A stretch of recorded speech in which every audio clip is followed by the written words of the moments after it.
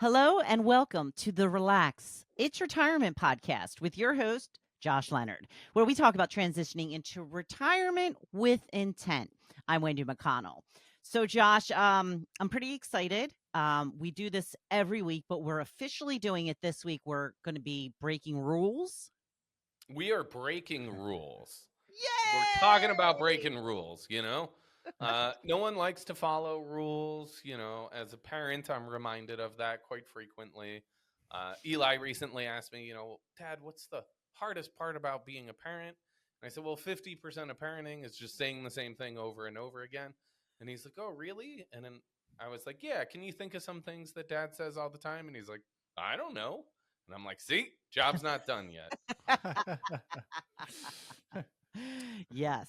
But today we are joined by Pete Belcastro, the almost always co-host, partner in crime. We'll go with partner in crime today, since we're Okay. That's right. breaking rules. We are Breaking the breaking. rules today. Breaking the Yes. rules. Yeah. So, American General Douglas MacArthur was quoted saying, "Rules are mostly made to be broken and are too often for the lazy to hide behind." So much like he was talking, I would have to presume about rules of war or strategy. We're talking about financial rules that, Pete and I discussed a little bit and feel like can be broken. So we're going to cover 5 rules today, Wendy, that are meant to be broken. All right. I feel like you don't get anywhere in life by playing by the rules. So at least that's been my experience. So I'm ready to break some. There you go. I I would mean, agree. I think, Pete, have you ever broken a rule in life? there might have been a few rules, Okay. MacArthur was also quoted as saying, "You're remembered for the rules you break." So hopefully, some of these things that we talk about are going to resonate with some of our listeners here, and really, I think. You'll find out that we are all individuals, but the rules don't apply to all, do they? Nope, nope. I think that's it. Rules are often a good guideline, but you know, don't. It's not the only path that we can have forward. So, jumping into the first one, we hear this from prospective clients and clients alike quite frequently. I need to pay off my mortgage before I retire. I'm just going to throw a big X on that one and say that's wrong. I mean, there's many circumstances. The idea behind that rule is, well, you should reduce your monthly need for income as you transition into retirement, keep those expenses lower. But I don't know that that always holds true. Pete, any circumstances you can think of where it might not make sense to pay off your mortgage? Yeah, I mean, there's a few reasons. I mean, right now, especially if you refinanced or you had a low interest rate in the past, gosh, interest rates are a boatload more. So, one, if something does happen, you are in retirement. It's a tough time to try and borrow money whenever you're on a fixed or lower income, and you might actually be able to get a better return on your money because rates are higher in other places. So that low rate and that debt, we actually might consider that an asset that you have. Yeah, I think like right now, as of recording, interest rates change over time. But like for us personally, we have a mortgage that's less than 3% and a savings account that pays over 5%. So great. I actually can earn more by not paying down my mortgage. I also have access to that money if another opportunity comes up for us. Now, in retirement, you might not be looking for opportunities in the same way you are in, your 30s, 40s, or 50s. But having that flexibility by having liquid assets can be great if emergencies come up as well. Yeah, absolutely. So having that debt at a low interest rate, we do. You can't just have a blanket statement like we talked about saying that you want no expenses in retirement. Well, gosh, this actually might be one that we want to keep. Obviously talked about debt. People start thinking of credit cards here. Avoid using credit cards in retirement. Yeah, or period. I hear it quite a bit. Like, don't ever use credit cards, right? They're bad. I think in terms of debt, people that have issues with debt, that can certainly be a reason why. Credit cards tend to have very high interest rates, and it's easy to swipe that card, right? So if they give you a balance of $10,000 and, well, you run it up to $10,000, that might be hard to pay off. That's yeah. I mean that idea of yeah, hey, this is free money. It's never going to have to come back to me. We hope that with our talks with our clients, and I mean better financial planning, that they realize that is not that's not free money. So hopefully that risk of just racking up a credit card is non-existent. Hopefully you're in a little better, I guess, way of looking at the money. But you often we like we just talked about with the mortgage. Our first the first point here with our second is that whenever you are in retirement, income changes. Sometimes it's hard to even get those credit cards. Hmm. So keeping those and making sure that you use them will make sure that they're active. That's one reason. That's actually a good point. If you don't use your credit card for like a year, they will just automatically deactivate the account. And that's something I didn't realize until it happened. So that's a very good point to bring up. Yeah, yeah, Yeah, and I think we've seen retirees that end up using credit again. Maybe it's that they decide, 3 years into retirement to relocate, right? Maybe they want to move closer to kids. Well, now they're trying to sell the home that they've lived in for, 30 years and buy a new one in a different state, and maybe they need to float some money for a little bit, right? So they need to sell the one house, buy another house. They have moving expenses, everything else. If they don't have that credit to be able to take a mortgage out, or maybe a partial mortgage on the new home, depending on the market they're moving into, that could hurt them in the long term too. So we want to maintain that credit.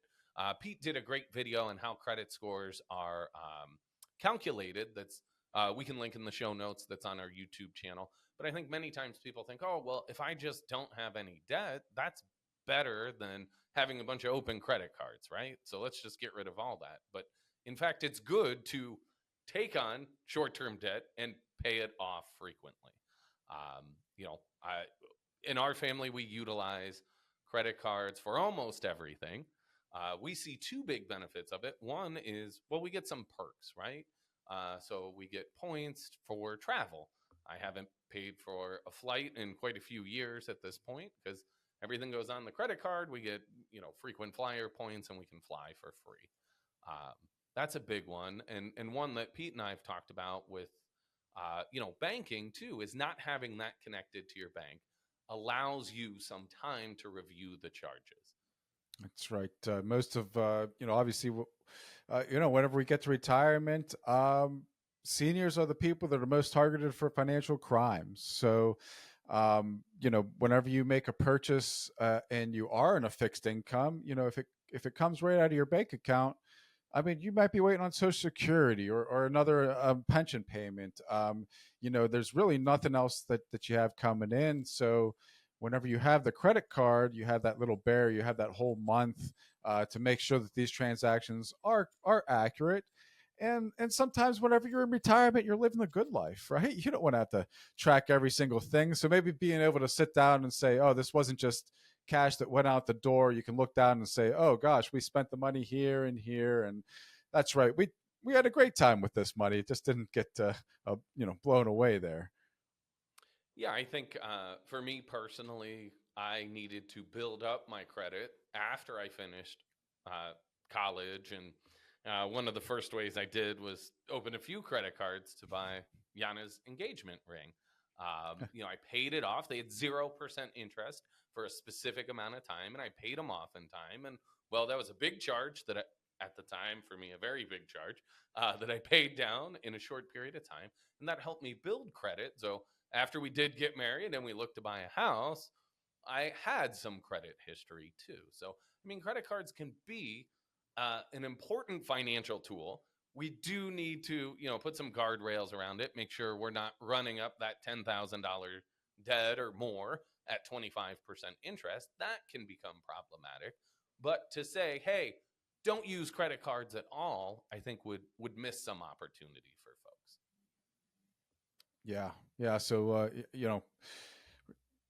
we're always talking about living within our means, which I think brings us to our next piece, which is that maintaining a budget that we're standing up on the pulpit here, how much preaching that to our clients, whenever they're working to retirement. Pete, I want to know, what is your coffee budget?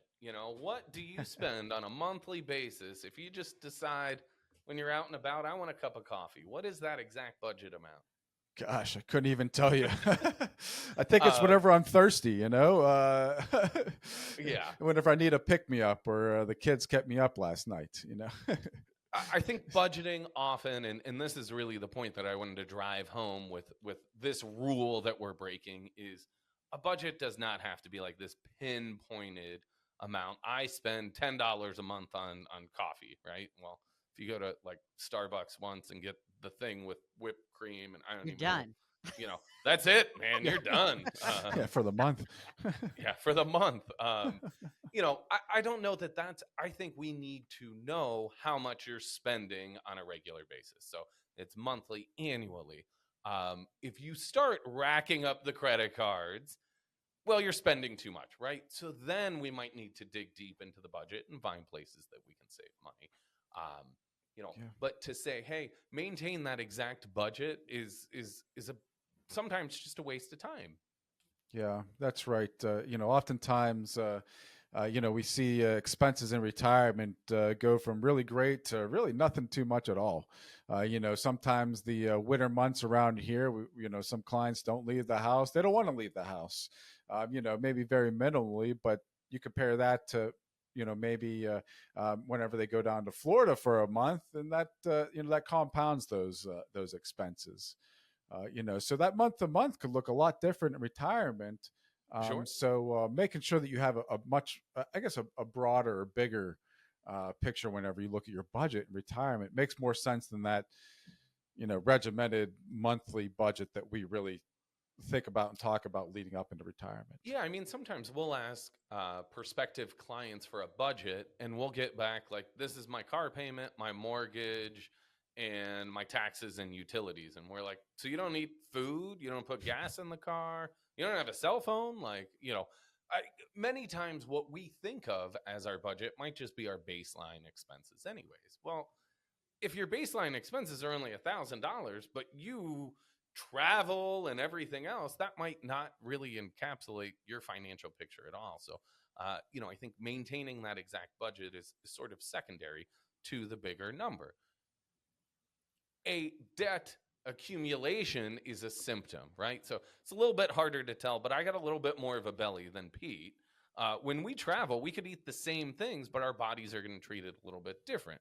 If I'm trying to lose weight, okay, I need to count my calories. Pete can keep eating whatever he wants as long as he's healthy and, not gaining weight, everything else. So to me, that's the same as a budget, right?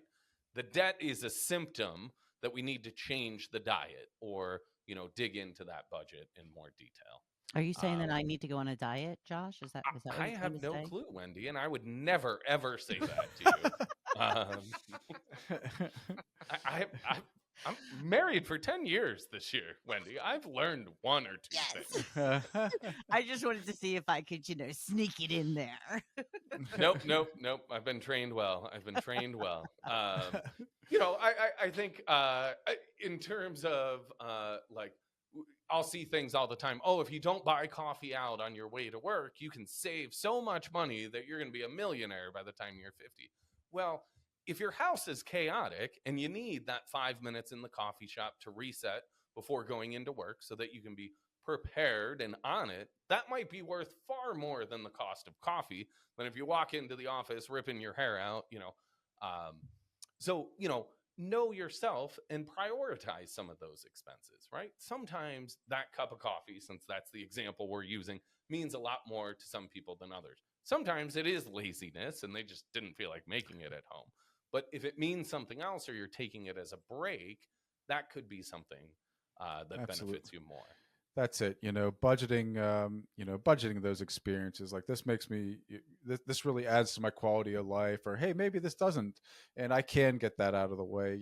That's the kind of budgeting that we like you to focus on whenever you're in retirement, to say, hey, this really compounds my quality of life. It does these few things. And sometimes, I mean, those minor luxury expenses, they might tend to throw you off, but um, it's something that, if you're keeping track of it, we can really work that into your retirement. Yeah, and I totally muddled our third, maintaining a budget, and fourth, save money where we can together. But I think that they do kind of really connect here.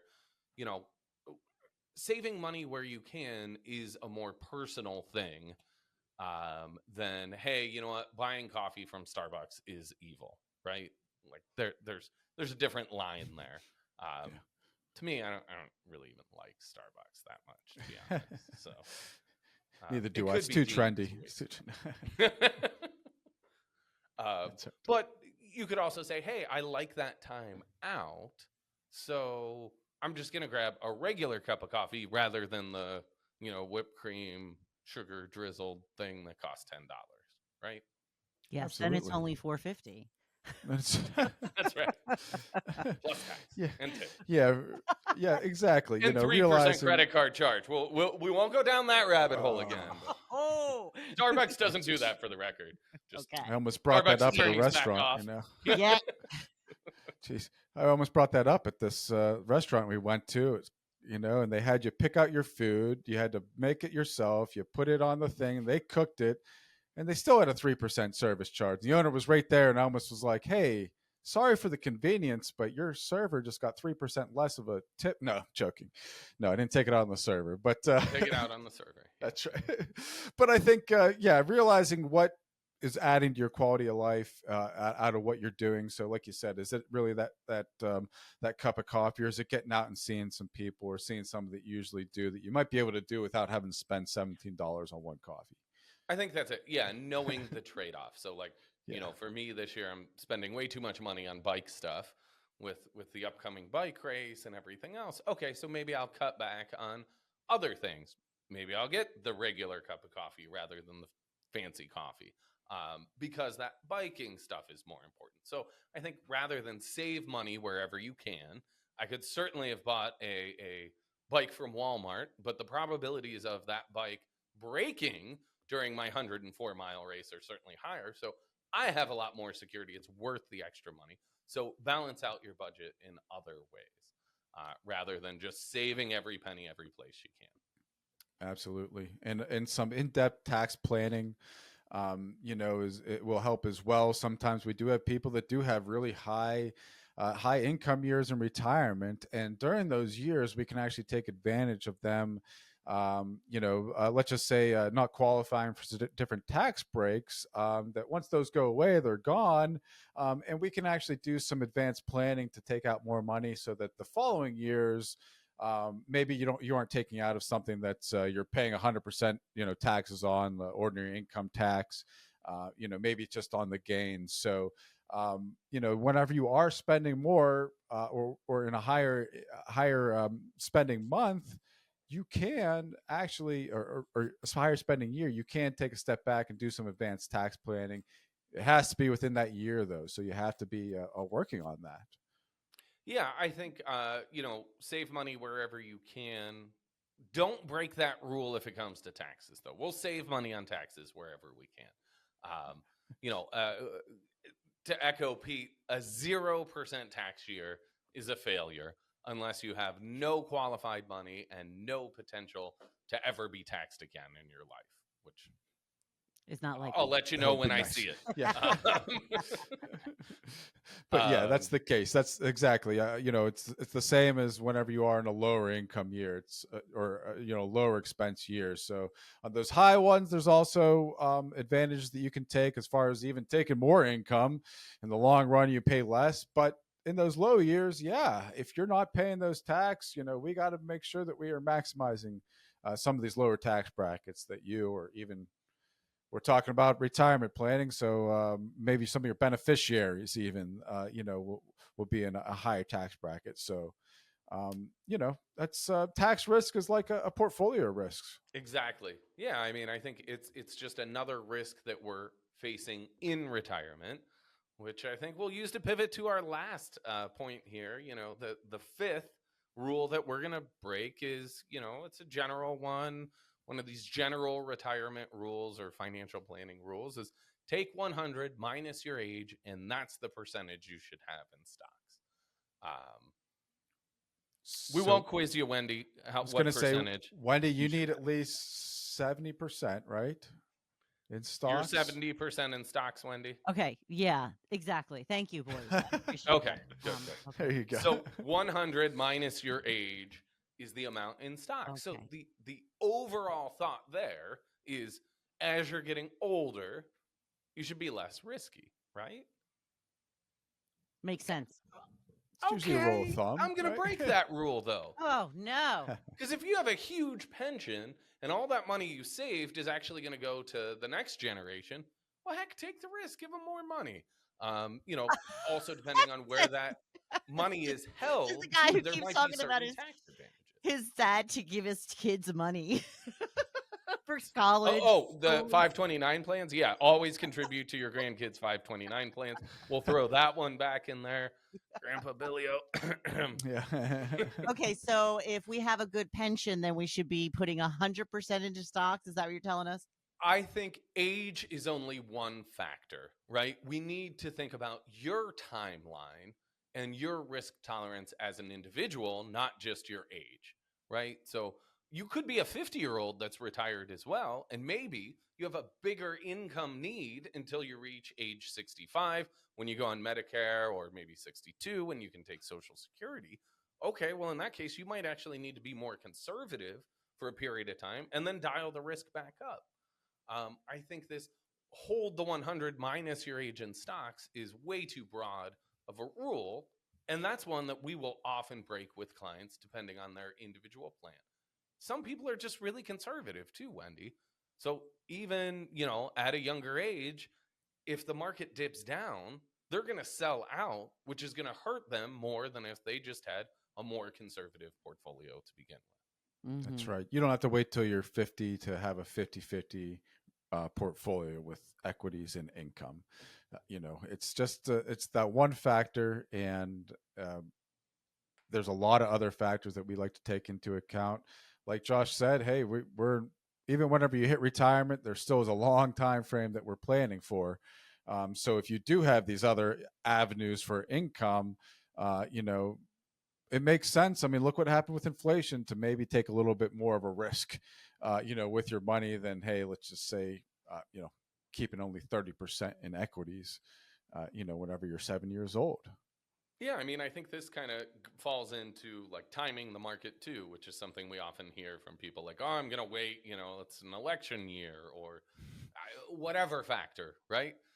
We hear all sorts of things. I'm going to buy it when the market's low. Well, if you're investing in something, you want it to always be higher, right? Otherwise, why are you buying it? Goes back to the old Chinese proverb, when's the best time to plant a tree? 20 years 20 ago. years ago. We could Next make it best 30, time. 50, Yeah. 100, In doing a little bit of research, the funny thing about that quote is a lot of people have now quoted it with slightly different timelines. So Yeah. That's right.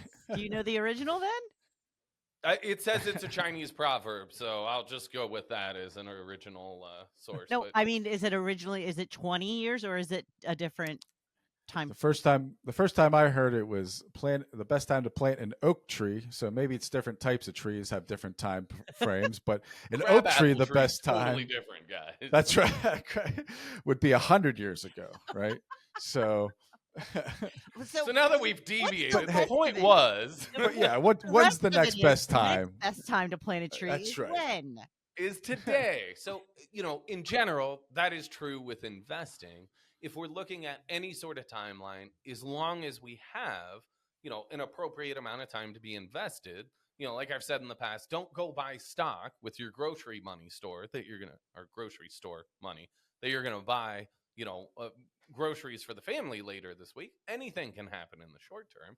But if you're buying a well diversified, dialed into your risk tolerance portfolio that you're going to hold for 10 plus years, it's better to get started now than waiting for whatever factor you might think happen, unless you have a really accurate crystal ball.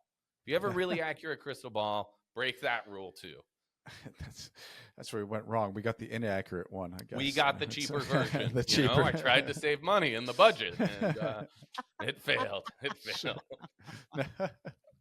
It'll work eventually. Yeah, eventually. Well, I sitting across from Angela, she had an Apple computer for the last 7 years. That would have been a good investment, So, anyways. That's true. That's true. I think for us in planning for retirement, we are going to, throw that 100 minus age rule out the window. We're going to break the rule there and use our 3 buckets like we've talked about in the past. We're going to make sure that you have that emergency fund where you have 3 to 6 months worth of your expenses covered. So if the roof starts leaking, the water heater goes, and the car breaks down in the same week, you're not running it all up on a credit card, right?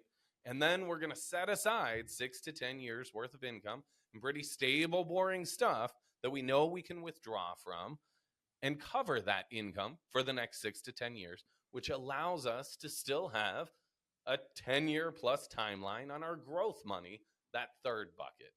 In that growth bucket, well, we can play with risk a little bit, depending on your tolerance and how comfortable you are.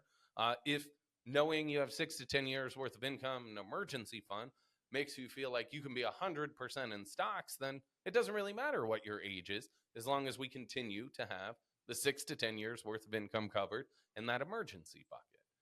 That's right. I think a lot of times we get too in our own head that, hey, I'm older, I need to be more conservative. Well, it depends a lot more on your individual situation. That's right. Breaking things down definitely helps with compartmentalizing those, aspects of life, especially when those unforeseen things happen, and you are ready for them, and we have a plan in place. Yep. As Pablo Picasso said, learn the rules like a pro so you can break them like an artist. So, that's what we like to do. We have a good understanding of these rules, as lots of financial planners, or hopefully lots of financial planners do, to know, hey, you know what, this is the basis of the rule, but that doesn't really apply to everyone.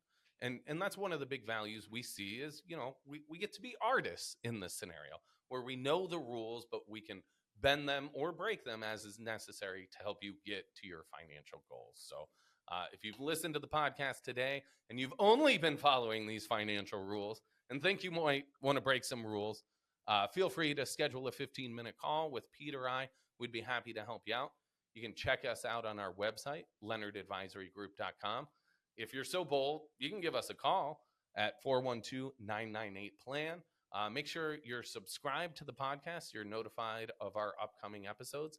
And if you haven't checked us out on YouTube, we have a lot of great resources. Like today, I referenced the credit video that Pete did. So make sure to check us out there, subscribe, and you can see the video version of this. So you can really see us picking on each other there as well. So make sure to subscribe, and we'll see y'all next time. Thanks for listening.